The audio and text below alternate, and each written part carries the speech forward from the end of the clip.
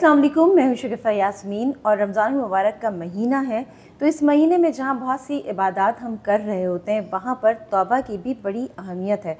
इसी हवाले से आज गुफ्तगू होगी और गुफ्तगू करने के लिए मेरे साथ यहां पर मुफ्ती मोहसिनुज़्ज़मा साहब मौजूद हैं। आइए इनसे मिलते हैं। कैसे हैं मुफ्ती साहब? ठीक ठाक, खैरियत से? अल्लाह का शुक्र। और यहाँ पर हमारे साथ एक बहुत अच्छी सी नात ख़ां हिजाब फ़ातिमा भी मौजूद है। अस्सलाम वालेकुम। वालेकुम अस्सलाम। क्या हाल है हिजाब? ठीक ठाक है? बिल्कुल खैरियत से, ठीक ठाक। अच्छा, हम प्रोग्राम का बाकायदा आगाज़ तो करेंगे, लेकिन आप हमदे बारी ताला पहले शामिल कर लें प्रोग्राम में। तेरे हरम की क्या बात मौला,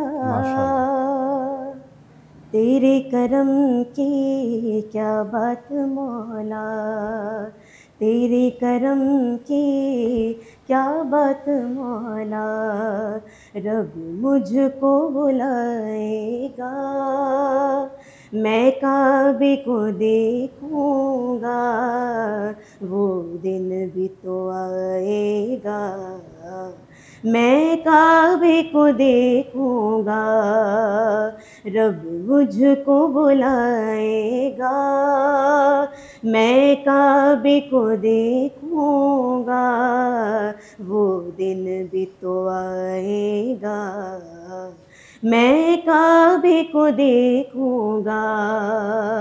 अल्लाह अल्लाह अल्लाह अल्लाह अल्लाह अल्लाह अल्लाह अल्लाह। सुभान अल्लाह।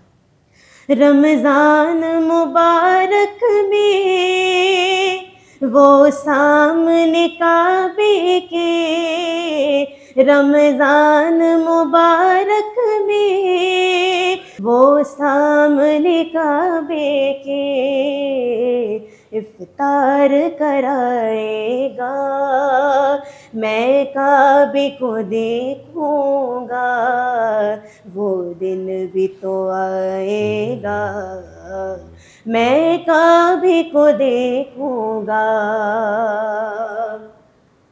और मायूस नहीं हूँ मैं अल्लाह की रहमत से, मायूस नहीं हूँ मैं अल्लाह की रहमत से, अल्लाह की रहमत से, वो हज पे बुलाएगा, मैं काबे को देखूंगा, वो दिन भी तो आएगा, मैं काबे को देखूंगा।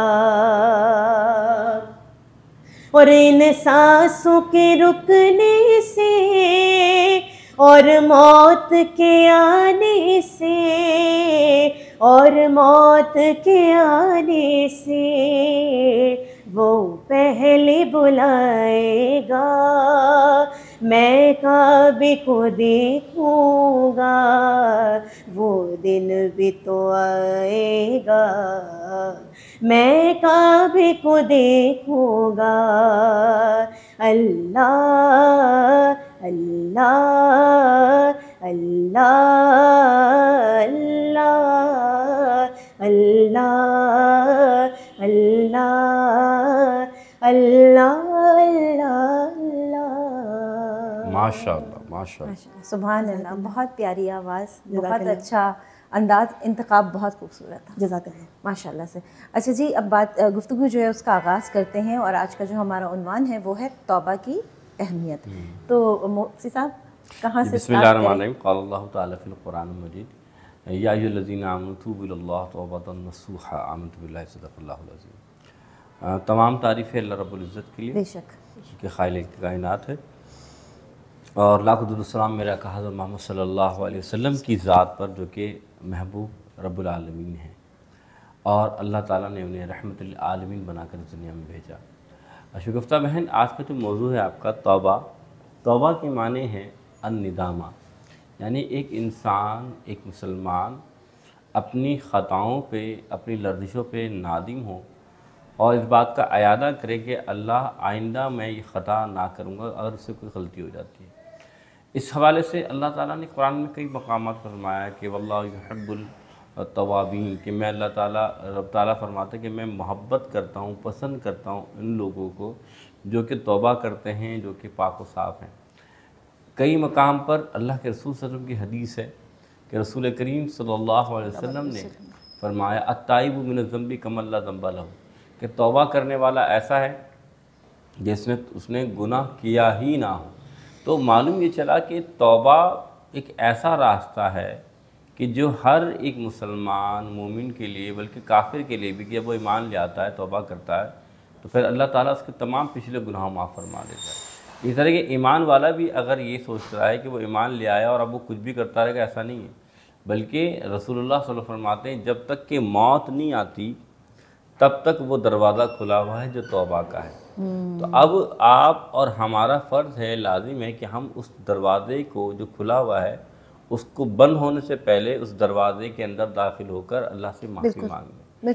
याद रखिएगा, तौबा एक ऐसा तरीक़ाकार है जो अल्लाह को बड़ा पसंद है कि मेरा बंदा गुनाह करके जब वो दिल से अल्लाह से माफ़ी मांगता है। तो रसूलुल्लाह की एक हदीस ये भी है, हुज़ूर फरमाते हैं जब एक मुसलमान मोमिन तौबा करता है और अल्लाह के खौफ से इतना आंसू गिर जाए, कितना, जितना मक्खी का सर होता है, सर मक्खी के सर के बराबर भी आंसू गिर जाए, अल्लाह उसके सगीरा गुनाहों को माफ़ फरमा देता है। तो मालूम कितनी बड़ी बात है कि एक बंदा मोमिन इतना ही रो दे कि इतना मक्खी का सर हो, रब उसके गुनाह माफ़ फरमा दे। जो बंदा रब के सामने गिड़गिड़ाता होगा, तौबा करता होगा, माफ़िया मांगता होगा, तो अल्लाह ताला क्यों नहीं इसके ऊपर रहमत फरमाएगा। फिर असल बात देखिए, याद रखिएगा, तौबा लाजिम ये नहीं कि आप बहुत ज़्यादा गुनाहगार हैं तो आप तौबा करेंगे। वमई यामल मिस्काल ज़र्रतिन शरय्यरा वमई यामल मिस्काल ज़र्रतिन खैरय्यरा, अल्लाह ने ज़र्रे ज़र्रे का हिसाब भी लेना है, जज़ा भी देनी है। तो मुझे नहीं मालूम कि कौन सा अमल अल्लाह को मेरा पसंद आ जाए और कौन सा अमल में पकड़ हो जाए। सही। तो हर लम्हे कोशिश करें तौबा इस्तग़फ़ार करने की। रसूलुल्लाह सल्लल्लाहु अलैहि वसल्लम दिन में 100 बार इस्तग़फ़ार किया करते थे। मेरे आका तो वो हैं जिस तरफ नज़र कर दें, जिसको चाहे इशारा कर दें वो जन्नती हो जाए, तो सरापाए रहमत। लेकिन नबी अकरम सल्लल्लाहु अलैहि वसल्लम उम्मत की तालीमात के लिए ख़ुद अमल कर रहे हैं, क्या कि हुज़ूर 100 बार इस्तग़फ़ार कर रहे हैं। तो आज उम्मत को चाहिए कि जो अगर किसी ऐसे मामले में मुब्तला है कि नहीं मैंने तो बहुत नेकियां की हैं और बहुत अच्छाइयाँ की हैं, तो वो इंसान बड़े ख़सारे में है। इसकी एक हदीस मिलती है, रसूल करीम सल्लल्लाहु अलैहि वसल्लम फरमाते हैं कि सहाबा कराम से मेरे आका ने पूछा कि मेरे साहबी पता तुम्हें ख़सारे में कौन होगा, मुफलिस कौन होगा। तो मुफलिस तो ज़ाहिर तौर पे वो शख्स होता है ना कि जिसके पास माल ना हो या असबाब ना हो। तो उन्होंने फरमाया असल मुफलिस वो होगा जो रोज़े क़यामत भारी भरकम नेकियां लेकर आएगा और उसको नाज होगा कितनी नेकियां की, अब तो जन्नत मेरी है। इतने में अल्लाह ताला उसके अक़रबा, रिश्तेदार, क़राबतदार और उन लोगों को सामने लेकर आएगा जो उसके साथ मिलना जुलना था।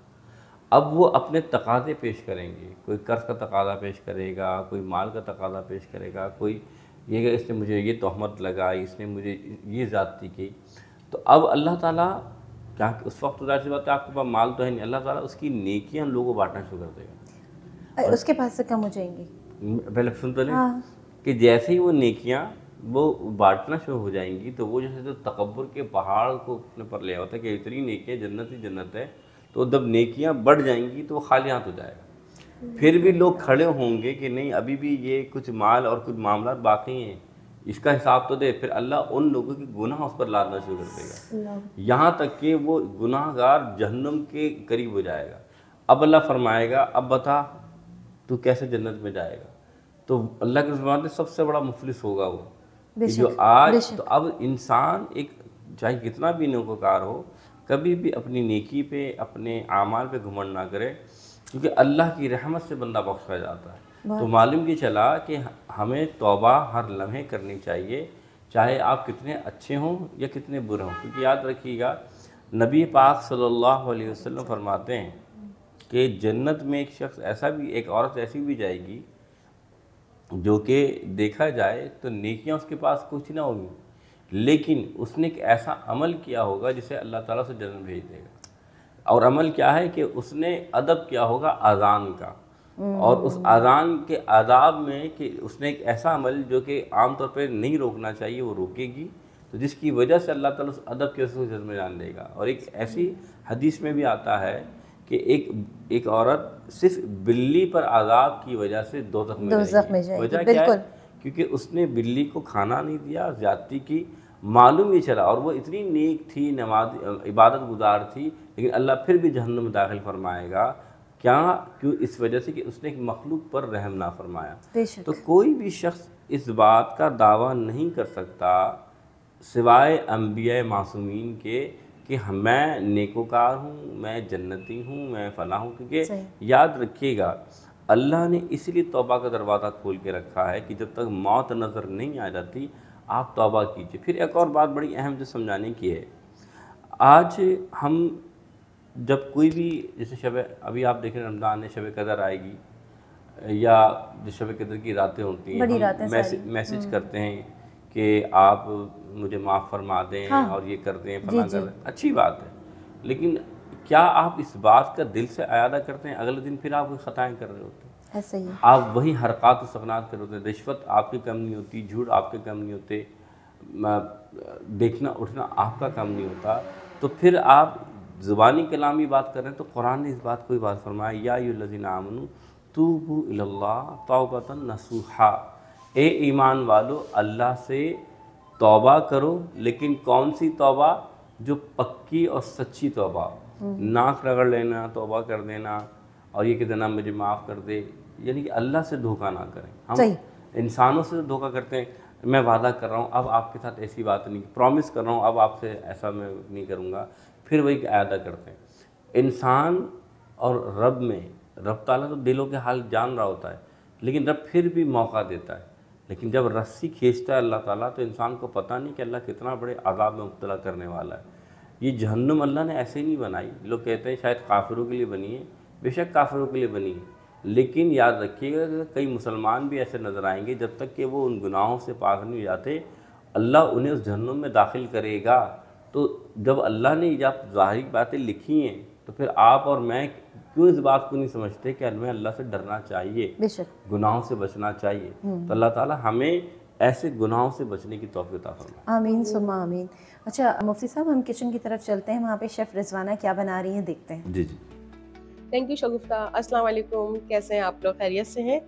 अच्छा, आज तो मैं बहुत अच्छी रेसिपी लेकर आई हूँ, लेकिन आजकल तो हर घर में इसी का ट्रेंड हो रहा होगा, पकोड़े पकोड़े पकोड़े, और वो पकोड़े हैं प्याज वाले पकोड़े। सही है। अच्छा, मैंने इसको पहले से बेसन घोल के रखा हुआ है। बेसन में क्या डलता है आप सबको ही पता है, जैसे साबुत धनिया कश किया हुआ, थोड़ी सी आप अजवाइन ऐड कर लें, सौंफ ऐड कर लें, नमक, पिसी हुई मिर्च, जीरा, और जैसे आप बारीक बारीक हरा धनिया भी अगर आप चॉप करके इसमें ऐड कर लेंगे तो वो फिर पकाते वक्त और खाते वक्त उसका फ्लेवर बहुत अच्छा आता है। ठीक है। अच्छा, बेसन मेरे पास पहले से घुला हुआ है। अब मैं इसमें ऐड करने जा रही हूँ प्याज और आलू। अच्छा, प्याज आपने काटनी है बिल्कुल बारीक, ठीक है, बहुत बारीक बारीक इसका स्लाइस होनी चाहिए, चॉप की भी प्याज नहीं हो, फिर वो अजीब सा बन जाते हैं, ये लच्छे वाले पकौड़े बनेंगे। ऐसे ही आपने आलू के पीसेस करने, बहुत ही बारीक बारीक। ठीक है। अब हम इसमें ऐड कर लेंगे, बेसन में आपने ये तमाम चीज़ें ऐड कर लेनी है।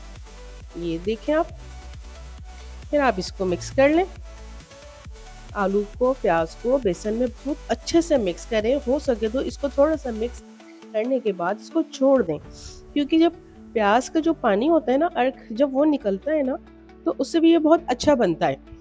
इसके साथ साथ हम इसमें ऐड करेंगे हरा धनिया। अच्छा, इसमें आप लोग ना पालक भी ऐड कर सकते हैं चॉप की, उसका भी फ्लेवर बहुत मज़े का होता है। अब हम इसके साथ ऐड करेंगे हरा धनिया और हरी मिर्चें।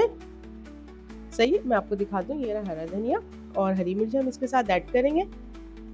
हरा धनिया जितना ज़्यादा अच्छा होगा उतनी अच्छे बनेंगे पकौड़े। ठीक है। और साथ ही साथ ये मिर्चें भी आप इसमें, ग्रीन चिल्ली इसमें ऐड कर लेंगे। ये देखिए, और ये बनेंगे बहुत ही मज़े के पकौड़े, क्योंकि जिस पकौड़ों में धनिया अच्छा इस्तेमाल होना अच्छी क्वांटिटी में, तो वो पकोड़े बहुत मज़े के बनते हैं। बड़ा इसमें जायका होता है, बड़े ही उसमें सौंदापन होता है, जिस तरह से वो अम्मी दादियाँ कहती हैं ना कि बड़े सौंदे पकोड़े बने, आज तो इस तरह से बनते हैं। ये मैं इसको बहुत अच्छे से मिक्स करूँगी, मैं इसको चंद सेकंड और मिक्स करूँगी, ताकि मुझे जब तक ये नहीं लगेगा ना कि प्याज जो है वो अच्छी तरह से बेसन में पेनिट्रेट हो गई है, मैं जब तक इसकी मिक्सिंग करती रहूँगी। और आप लोगों ने क्या करना है घर पे, इसको बहुत अच्छे से मिक्स करके छोड़ देना है चंद सेकंड के लिए, चंद मिनट के लिए। और बेसन ज़्यादा गाढ़ा नहीं रखिएगा, क्योंकि ज़्यादा गाढ़ा बेसन होता है तो फिर वो पकौड़े ना अंदर से कच्चे रह जाते हैं, क्रिस्पी नहीं बनते। अब मैं इसे फ्राई करती हूँ और ऑयल को आपने पहले से हीट करके रखना है। ठंडे ऑयल में आपने पकौड़े नहीं डालने हैं, ठंडे ऑयल में आप पकौड़े डालेंगे तो पकौड़े आपके फ्राई पैन में चिपक जाएंगे। अच्छा, इसके दो तरीकों से डालेंगे, आप स्पून से भी डाल सकते हैं, ठीक है, आप हाथ से भी डाल सकते हैं, लेकिन मैं डालूंगी हाथ से, क्योंकि हाथ से जो पकौड़े डलते हैं तो बड़े अच्छे और बिखरे हुए बनते हैं। अब आप देख सकते हैं कि ऑयल हो गया है मेरा सही तरह से हीट, इसमें से धुआं निकलना शुरू हो गया है।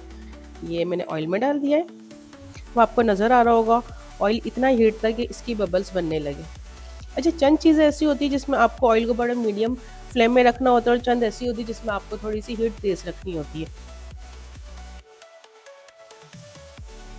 ये देखिए, आपको नज़र आ रहा होगा मैं जिस तरह से ले रही हूँ, ये देखिए आप, मैं आपको इसलिए बार बार दिखा रही हूँ हाथ में उठा उठा के, ताकि आप लोग जब घर पे फ्राई करें तो इसी तरह से बिखरे हुए पकौड़े बने, जिसे कहते हैं लच्छे वाले पकौड़े।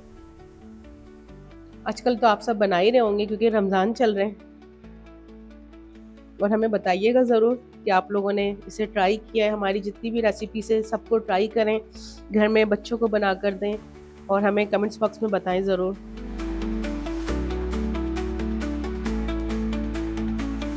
अच्छा जी, आप देखिए अब ये पकोड़े बिल्कुल फ्राई हो गए हैं, बिल्कुल लाइट गोल्डन फ्राई हुए हैं। फ्राई आइटम में यही होता है, ज़्यादा हीट ऑयल अगर ज़्यादा हीट हो तो वो पकोड़े जल जाते हैं, और कम हो तो फिर वो अंदर से कच्चे रह जाते हैं। अब ये देखिए मैं आपको दिखा दूँ, ये बहुत ही अच्छे ब्राउन हो गए, लाइट ब्राउन बिल्कुल, जिस तरह से पकोड़े अच्छे फ्राई हो जाते हैं इसी तरह से फ्राई हुए और बहुत खूबसूरत लग रहे हैं। आप लोग घर पे इसे ट्राई ज़रूर करिएगा और हमें ज़रूर बताइएगा कि आपको कैसी लगी रेसिपी। जी ये देखें, अब आप लोग इसको ग्रीन सॉस, केचप, मायोनीज इसके साथ इंजॉय करें।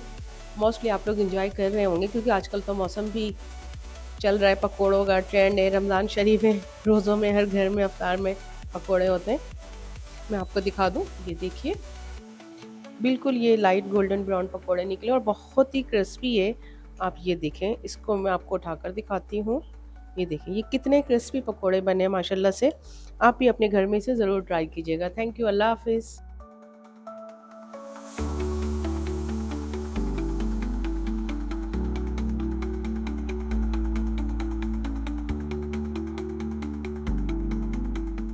भाई आपने देखा शेफ़ रिजवाना एक बहुत अच्छी सी डिश आपको बता रही थी, लेकिन यहाँ पर जो हम बात कर रहे हैं वो तौबा के हवाले से कर रहे हैं, उसी को आगे थोड़ा सा कंटिन्यू करते हैं।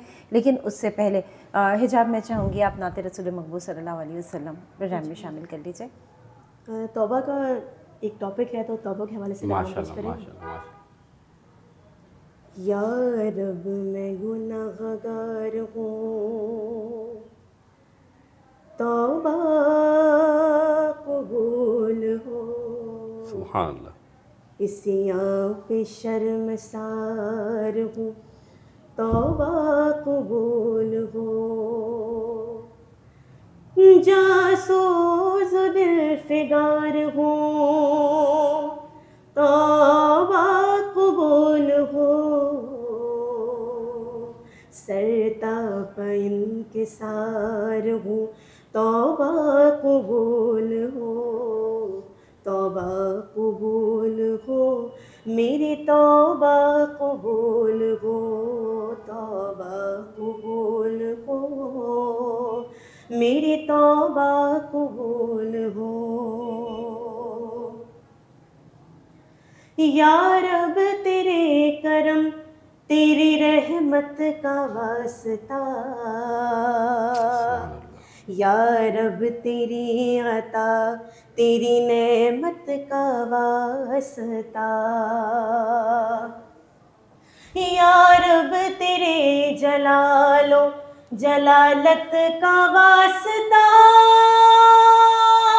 या रब रसूल हक की रिसालत का वास्ता, तौबा कबूल हो मेरी तौबा कबूल हो, तौबा कबूल हो, मेरी तौबा कबूल हो, तौबा कबूल हो, मेरी तौबा कबूल हो। अब तेरे बंदगी में बसर होगी जिंदगी, मोड़ूंगा मुँह ना तेरी इबादत से मैं कभी। अब इत्तबा करूँगा मैं तेरे रसूल की, ताज़िंदगी करूँगा शरीयत की पैरवी। तौबा कबूल हो मेरी, तौबा कबूल हो, तौबा कबूल हो मेरी, तौबा कबूल हो, तौबा कबूल हो मेरी, तौबा कबूल हो। माशाल्लाह माशाल्लाह बहुत माशाल्लाह खूब। माशाल्लाह। मुफ्ती साहब, बहुत अच्छी गुफ्तगू का सिलसिला रहा और आपने जितनी भी इस वक्त, मैं इसको तालीमात ही कहूँगी, आपने देखने वालों तक पहुँचाई, हम तक पहुँचाई। उससे जो एक सबक मिलता है या हम किसी चीज़ को रिकॉल करते हैं वो यही चीज़ है कि अपनी ज़िंदगी में ही तौबा कर लीजिए।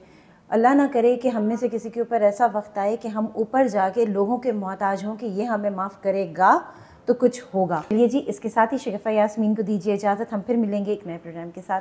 अपना ख्याल रखिएगा। अल्लाह हाफ़िज़।